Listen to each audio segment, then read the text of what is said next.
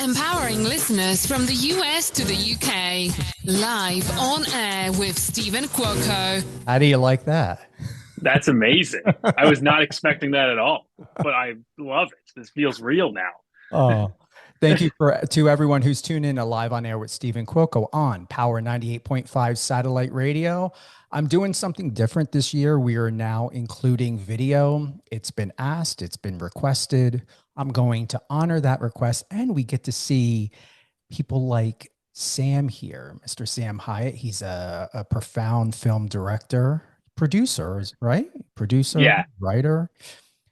I found you through the opportunity of being able to be a juror for Brave Maker. That is this year. We've got Apology. I'm looking at it right now. Yay. Phenomenal, unexpected.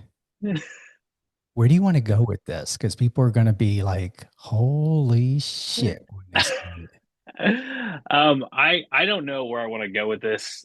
So like my philosophy with making stuff is I just make stuff that I find funny and hope it's or I enjoy or want to watch, and hopefully it can find an audience somewhere. It's obviously a very short piece. It's a less than 5 minute comedy, which like from a marketing standpoint, there's not a lot of places that can go other than putting it on the internet or submitting it to film festivals and see what people think of it. But I really want to put it in as many film festivals as we possibly can, especially local to where I'm based, which is the Bay Area. My favorite thing is getting something in front of people in a theater, and seeing people react to some absurd piece I made.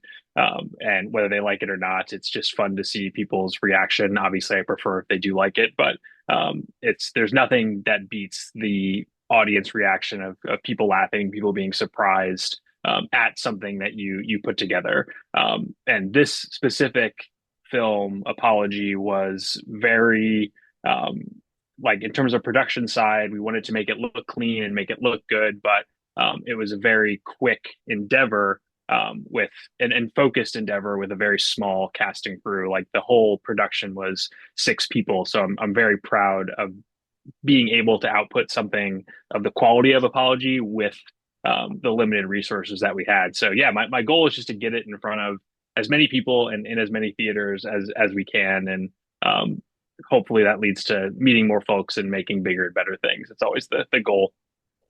What I appreciate, and once again, for those that are tuning in, we have director Sam Hyatt with us today on Power 98.5 satellite radio. We are live. We're also having this recorded so you can listen to it later on any one of your favorite podcast platforms. I want to read something here. Your director's statement.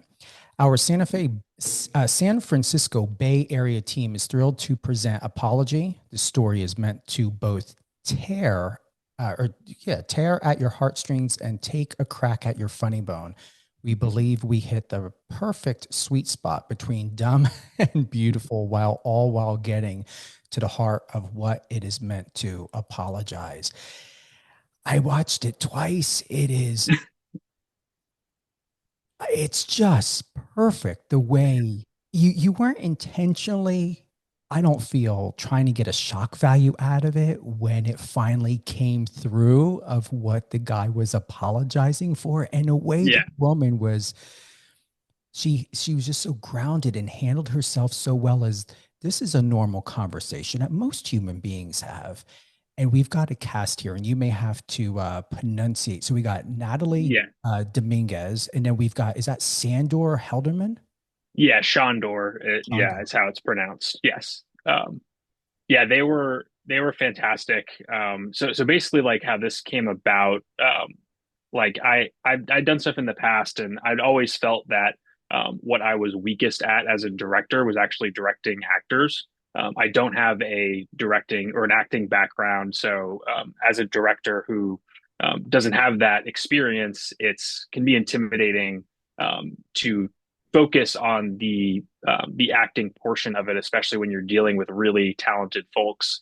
And I had met Shondor, the lead in this, Shondor Helderman, at a San Jose film mixer event, and we had like cross paths before. I had seen some of the stuff he had done, and I knew he was like a super solid actor. And so we got to chatting, And he basically over coffee was like, if you ever, and I confided this in him, I was basically like, I am not super comfortable directing actor. He's like, if you ever want to write something that, like a dramatic piece that I can act in as like an exercise, I would be happy to do it. And that was kind of how this started. And I was like, oh, like, okay, like let me think of something. And that's where the script for Apology came about. And I sent it to him, and I was basically like, I have this idea for something that you said you would help me out with.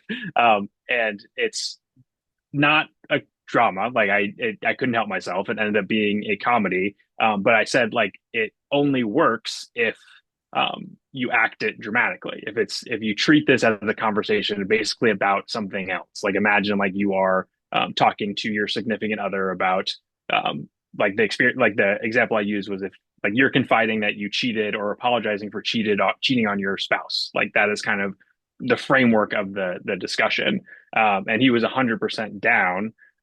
So I was like, awesome, let's do this. And then for Natalia Dominguez, she was also someone who I had worked with once before. I was an assistant director on a film called The After, directed by Jez Gandara, which was like a horror film. And when I saw her act, she was one of the best actresses I'd ever seen, like in person. And she's kind of a like a Bay Area. She's like a not a celebrity, but she's very active in the Bay Area community and has been in a lot of indie feature films. There's a film coming out called Freaky Tales in I think in April, which premiered at Sundance. And she was played Pedro Pascal's wife in that film, so she has experience like in on the big stages acting. So I was kind of also intimidated asking her to do this, but I said, you know what, why not reach out to her and see if she'd be down? And since it was like a 3 hour shoot right next to where she lived, like it wasn't, she was totally down and super game to do it. So all that to be said, like the goal of this was, yes, like I wanted to treat it as a directing exercise for myself, and really get down to like the bones of like what do the mindset of the actors need to be in to make this seem real, because I think that's the important part of it. Is it's if it's jokey or it feels like we're making a joke about what the main premise is, it doesn't work. Like it has to feel like they are talking about something else. And so focusing on that, it was really funny because like I knew the script the whole time, but like when we got into it, like I wasn't treating it like a comedy at all. Like we were in the throes of the directing. It was basically like, okay, like what's your motivation here? Like how do you feel about this person? Why are you acting this way? Whatever. And I'm being very serious the whole time. And I distinctly remember a moment where we had our sound mixer, Michael Baba. I kind of called him last minute to come up and do it, and he knew nothing about the script. So then like the second it hits, like the punchline hits, he starts cracking up because he had never, and everyone else was like super somber up to that point. So it was like, okay, now I remember like this is a comedy, and I'm like, okay, he liked it. That's a good sign that this might actually work. But as a whole, we very much treated it as a dramatic piece, which is like was a big learning experience for me. I think for comedy for sure. It's brilliant. I want to work with you. And I'm telling you, if you want free PR and you got a role for me, add me into it. I'm serious. Absolutely. I'm serious because you've got other works. Just tell us more about your, and so everyone knows I don't do infomercial style. Well, I'm going to tell you, you are worth praising. So tell us about your production company. Before you do, we have Sam Hyatt here. He is a film director. I found his film Apology because I'm the juror of this year's Brave Maker Film Festival out of San Francisco.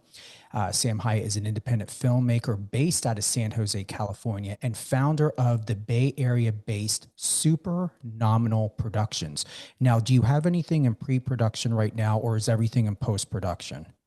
Yeah, so my goal for when I'm doing productions is I'm always trying to be in pre-production and post-production for something always. And we've been in kind of the state where we've actually like the post-production has been going very quickly since the stuff we've been making has been fairly straightforward and simple. And I like to pump things out as quickly as I can because I like to work on the next thing. But right now, yes, I am in pre-production for one short film that is a more dramatic piece. Most of the stuff that I've done up to now has been I want to say more calculated from a directing side. Like I'm very conservative from a filmmaking perspective in terms of I want to make sure I have every shot exactly planned in my head and it's edited in my head exactly how I want it before we shoot, and making sure everything goes as smoothly as possible, which allows us to use a smaller crew, less like exorbitant expenses because we know exactly what we need when we get there. We do all the rehearsals and whatever. But I think that really lends to a very specific filmmaking style. And everything I've done so far is very locked off, tight. Every shot is very intentional, and which is fine. I think there is a place for that. But for my next film, I really wanted to do something that, at least for a big portion of it, felt more free and let us play in like the more kind of handheld, don't know exactly what we're going to shoot style. So I wrote a script for that, the person who shot Apology, Luke Krieger, he's going to be the DP on it. And then I just got two producers who are willing to help out that I'm super excited about, and an art director, Stephanie Houston, who is a local Bay Area production designer, who is going to make it look amazing. So I'm very excited by the small team that we've kind of put together, and we're planning on shooting it in March or early April, depending on how people's schedules work out. But it's going to be like another 5 to 7 minute piece, more dramatic. It's called Breakdown. It's the working title right now. And the impetus behind it is my favorite scenes in movies are always, I really like kind of surreal, dreamy nightclub sequences. I think there's some like examples of this, or like in After Sun, uh, that film has a very, the crux of the film has this very awesome surreal dance sequence with Paul Mescal, and I can't remember the actress's name, the young actress's name, but it's just so beautiful. And I think it's one of the most beautiful scenes in any movie. It's like there's this feeling of like letting go when you see people just dancing in a nightclub that you normally wouldn't see, that I'm trying to recapture with this film. So we'll see how it goes. My philosophy with filmmaking is always, I put my all into every short film that I make, but I'm also realistic about the kind of success rate of stuff that you make. I try to make as many things as I can with that mindset, because I know even if you pour your heart into it and spend 4 years or 5 years making something, it might just not work out. Like it might not look good even when you get all the footage that you had a clear vision. It might just, I've made stuff that just doesn't, it's not great. Like it just happens that way. So for me, my philosophy is I want to keep making stuff. So hopefully that fail rate, or when I do have like a failure, it's not as bad. Like I at least learn stuff from it and whatever. But I think you need to, my mentality right now, at least, is to cycle through as many of those films as possible. So Breakdown is one I'm trying to shoot in March and hopefully get out into the world a couple months later.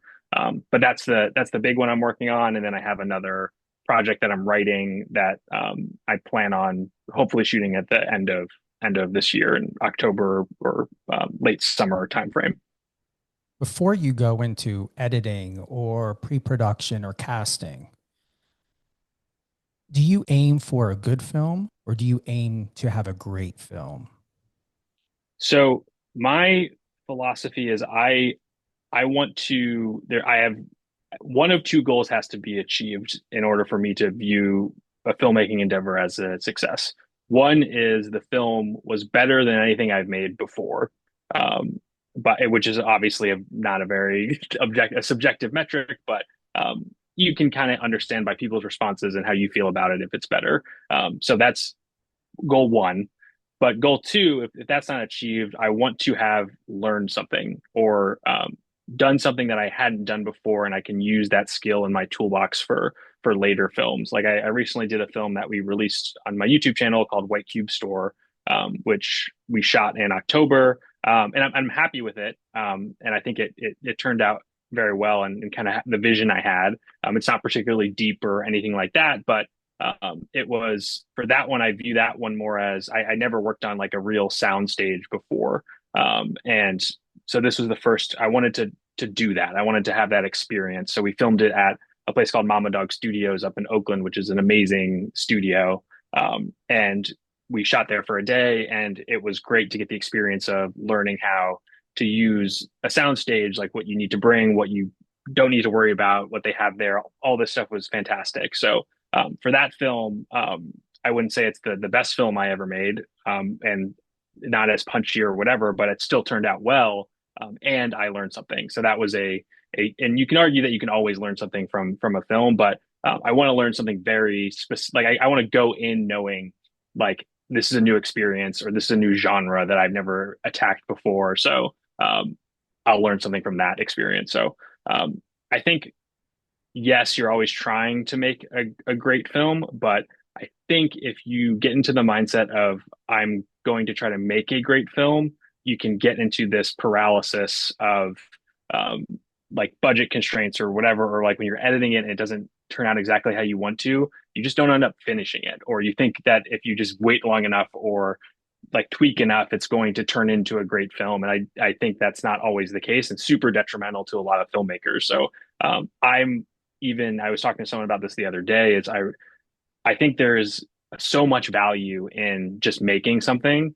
And when I was talking to this person, he said he wanted to make this film. And I was like, okay, so you're probably going to need like 10 people to do all this stuff. You're going to need an assistant director, production manager. And he like slowed me down. He's like, I just kind of want to make it. And I'm like, you're right. Like, but like it wouldn't happen if we just tried to get 15 people involved or whatever. Like, let's just do it. And if it turns out like garbage, that's fine. But there's a chance it won't. And the fact that we made the film is the most important part. So trying to make a great film, I think sometimes can cause some paralysis that I try to avoid as much as possible because the experience of getting it out to people and just making stuff is what I love about this, and I want to do that as often as I can. I've been interviewing upcoming film directors or, filmmakers, very young, getting out of university or in the middle of university. What message do you have for someone who's looking forward to having your quality of filmmaking with their own independent and individual signature, but the inspiration to view you as someone that's so inspiring? I see you as someone inspiring, and I'm not even a director. What words of encouragement can you offer? Yeah, that I appreciate that greatly.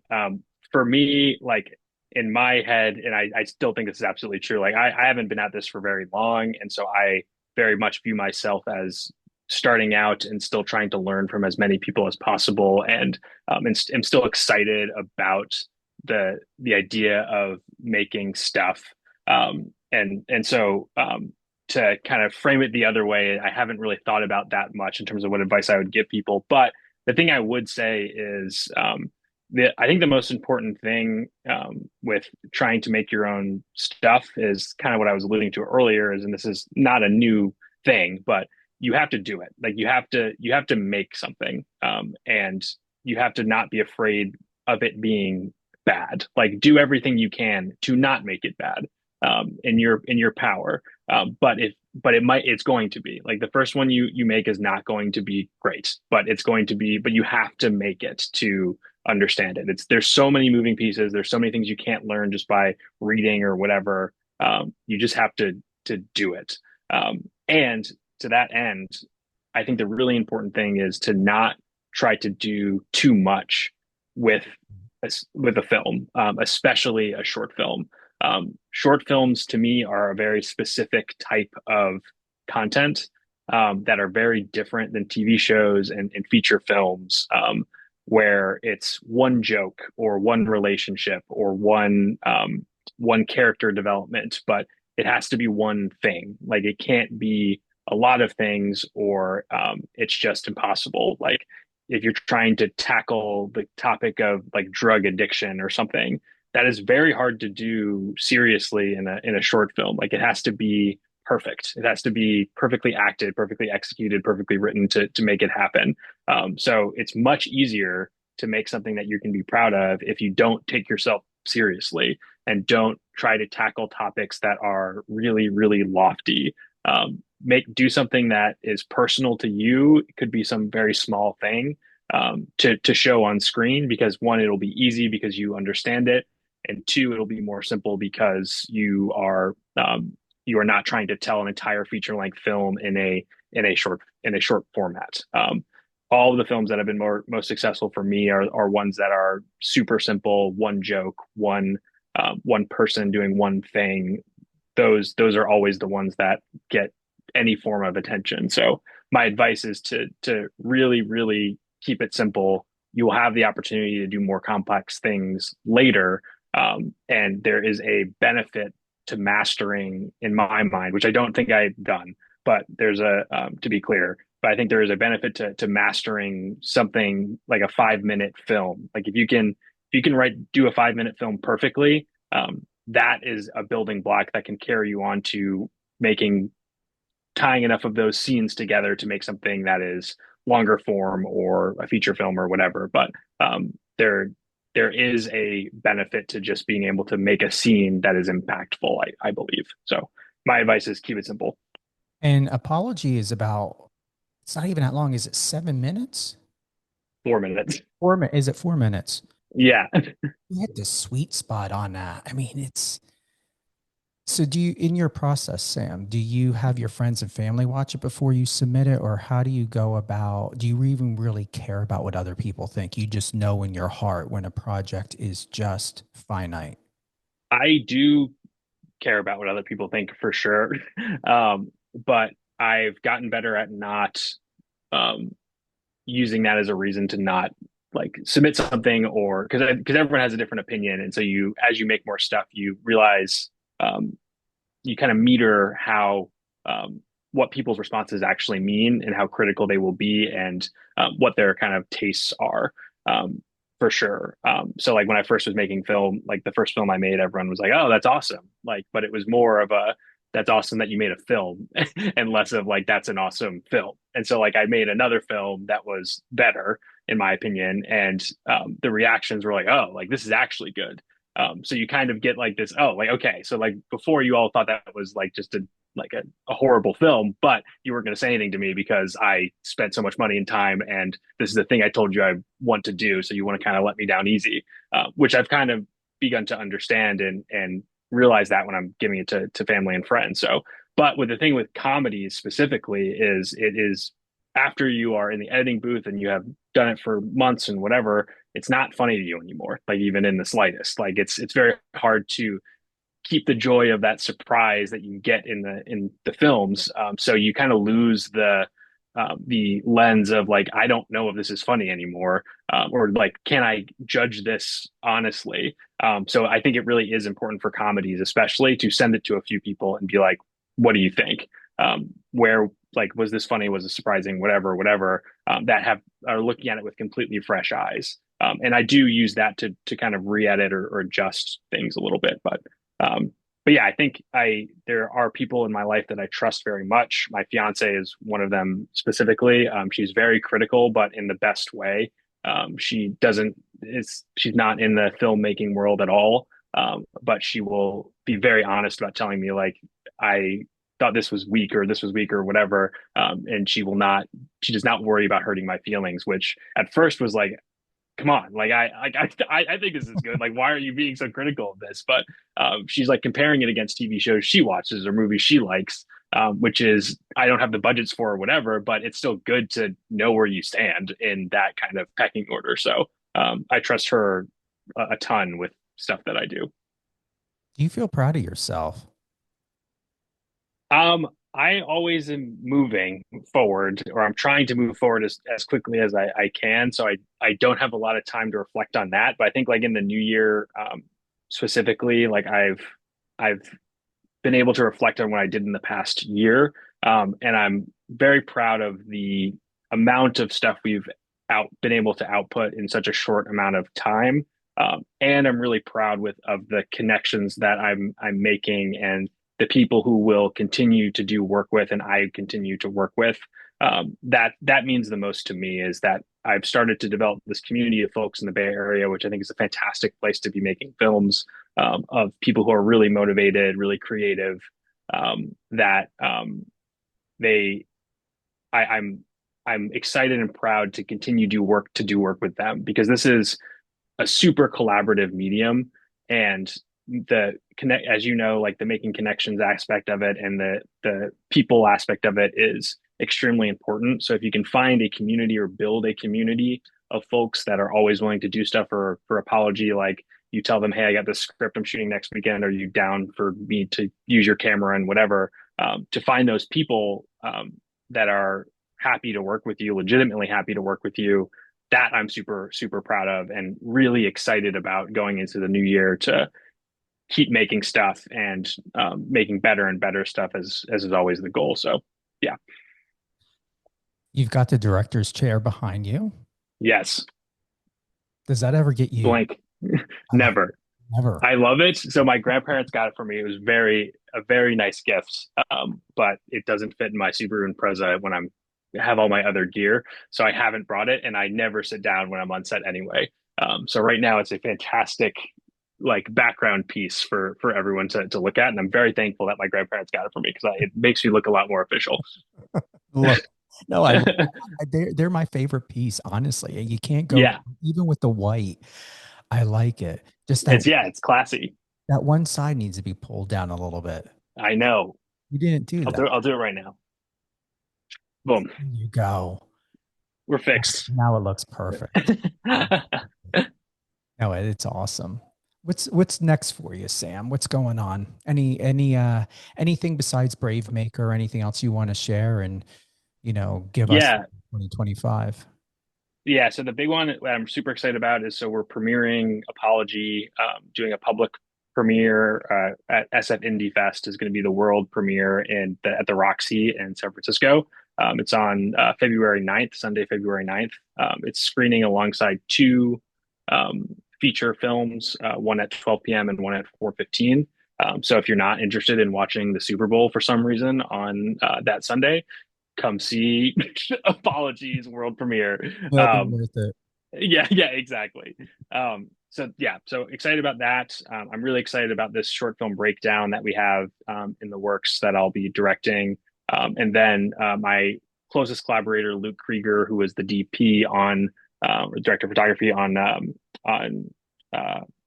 Apology. He also directed a film, The Print in the Woods, that I produced, starring David Brown from the show Jury Duty, which was on Amazon Freevee. Hilarious comedian. We just finished that. We just did a private premiere of that at the New Parkway Theater in Oakland. Went very well. So we're looking to submit that to festivals and see how that goes as well. But that one was a more higher budget for our standards production and super fun comedy that excited to get out into the world. But no, I'm super excited about those projects, but generally I'm super excited to just get on sets and continue making stuff with awesome folks in the Bay Area. The community here is amazing. I'm proud and very grateful to have met you. We had a conversation before doing this.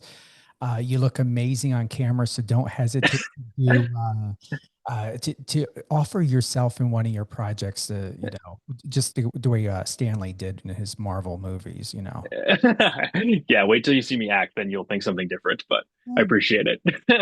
Exceptional as a director. Once again, we've got director producer Sam Hyatt with us today out of the San Francisco Bay Area.